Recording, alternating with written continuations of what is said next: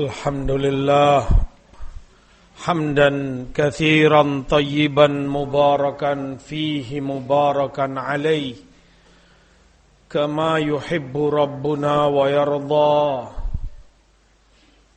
والصلاة والسلام على رسول الله وعلى آله وصحبه ومن والاه أما بعد. Ma'asyiral muslimin, hadirin jamaah salat Jumat rahimani wa rahimakumullah. Sesungguhnya iman kita kepada Allah, iman yang memiliki sekian banyak cabang-cabang keimanan, cabang yang sebagiannya lebih besar, lebih utama dari cabang yang lainnya, walaupun semua itu adalah cabang-cabang iman yang memiliki keutamaan tersendiri. Rasulullah sallallahu alaihi wasallam sabdakan, al-iman bid'un wa sittuna syu'bah. Iman itu 60 sekian cabang, antara 63 sampai 69 cabang. Fa'alaha kalimatul la ilaha illallah. Maka cabangnya yang tertinggi adalah kalimat la ilaha illallah. Kalimat tauhid, kalimat ikhlas.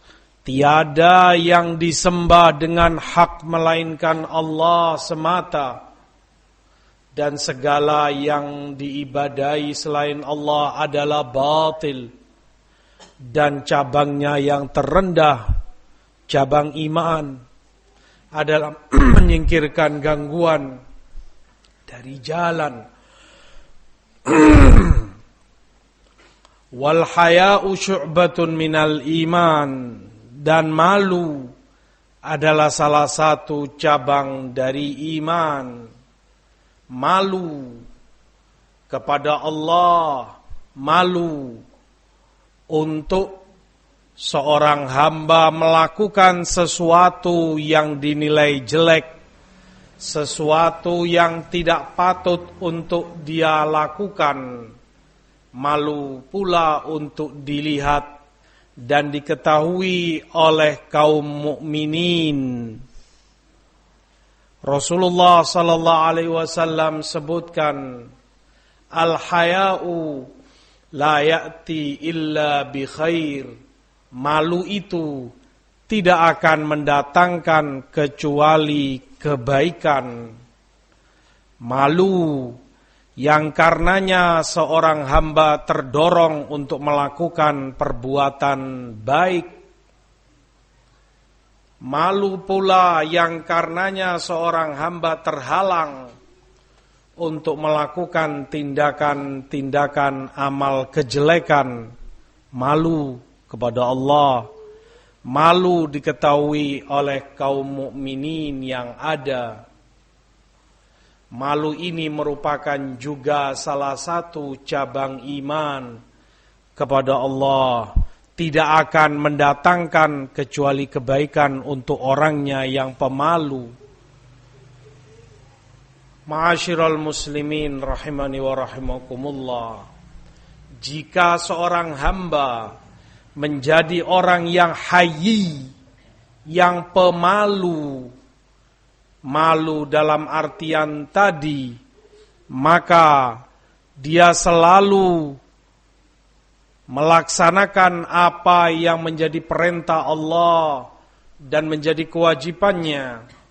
Dia akan selalu tinggalkan larangan-larangan Allah, larangan-larangan Rasulnya. Dia tidak ingin melakukan apa yang dilarang oleh Allah atau meninggalkan apa yang diperintahkan olehnya. Malu. Jika itu tertanam dalam dirinya, dalam kolbunya, maka dia selalu malu kepada Allah.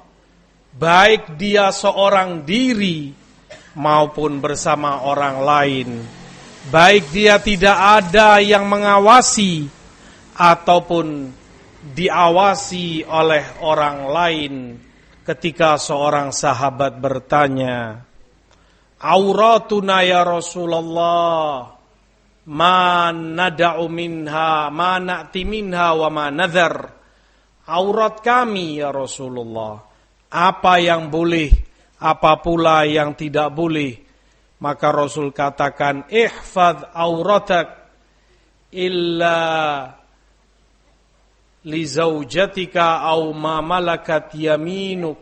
Jaga auratmu, jangan kamu tampakkan kecuali kepada istrimu atau budak hamba sahaya milikmu. Sahabat bertanya, "Ya Rasulullah, idza kana ahaduna khaliyah?" Bagaimana pula ya Rasulullah jika salah seorang dari kami sendirian, tidak ada yang melihat? Bagaimana dengan aurat kami? Bolehkah dibuka atau diperlihatkan? Maka Rasulullah katakan, "Allahu ahaqqu an yustahya minhu minan nas." Allah lebih berhak untuk dia malu kepadanya ketimbang manusia. Jika Anda saja malu kepada orang lain menampakkan aurat Anda, terlebih kepada Allah dan di hadapannya, malulah kepada Allah Subhanahu wa ta'ala dari segala yang tidak patut dan tidak baik. Jika malu ini ada pada seseorang, maka dia selalu meyakini diawasi dan dilihat Allah.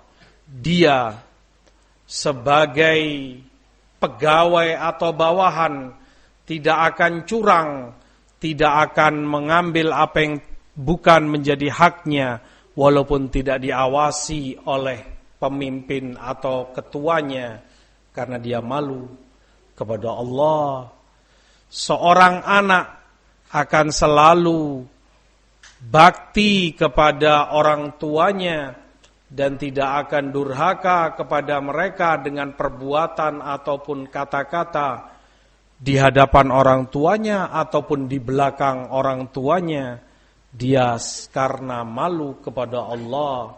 Demikian pula seorang istri akan selalu taat dan menjaga kehormatan suaminya di hadapan sang suami maupun di belakang sang suami, karena dia malu kepada Allah untuk mengkhianati suaminya. Sebaliknya pun demikian, seorang suami akan bertanggung jawab kepada istrinya, akan menghormati dan memuliakan istrinya, menunaikan hak-hak istrinya dengan baik. Dia gauli istri itu dengan mulia dan baik karena dia malu kepada Allah, baik itu di hadapan mertuanya, ipar-iparnya, ataupun di belakang mereka. Dia selalu jaga dan dia selalu hormati keluarganya. Demikian seterusnya, malu kepada Allah tidak akan mendatangkan kecuali kebaikan. Yang difahami dari hadis ini berarti jika seseorang tidak lagi memiliki rasa malu, maka kejelekanlah yang ada darinya.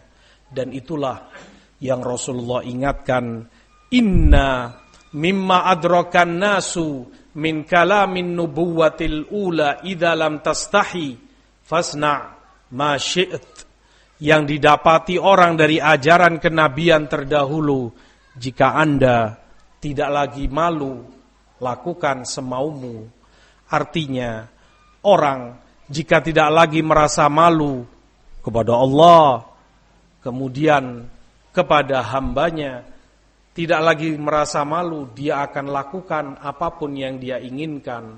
Dia tidak malu untuk seorang anak durhaka kepada orang tuanya, apalagi kalau itu di belakangnya. Seorang bawahan tidak akan malu untuk curang kepada atasannya, apalagi dalam keadaan tidak diketahui sang atasan. Seorang istri tidak akan malu untuk selingkuh kepada suaminya ketika suaminya tidak ada, karena dia tidak lagi malu kepada Allah. Sebaliknya pun demikian, seorang suami tidak akan segan untuk selingkuh atau menyia-nyiakan istrinya, tidak menunaikan hak-haknya, karena dia tidak lagi malu kepada Allah. Lakukan semaumu, apapun yang kamu inginkan, apapun yang kamu sukai, lakukan. Sebejat apapun perbuatan itu, sejelek apapun perilaku itu, serendah apapun akhlak akan dia lakukan kalau sudah malu itu dicabut dari dirinya. Wal'iyadzu billah, pertanda imannya kepada Allah sedang goncang dan menurun. Nas'alullah al-afiyah wassalamah. Aqulu ma tasma'un wastaghfirullah innahu huwal ghafurur rahim.